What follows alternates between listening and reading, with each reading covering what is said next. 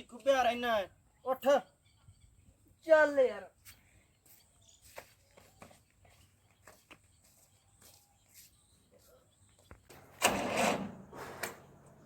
ਧੱਕਾ ਲਾ ਓਏ, ਇਹ ਨਹੀਂ ਸਟਾਰਟ ਹੁੰਦਾ ਅੱਜ।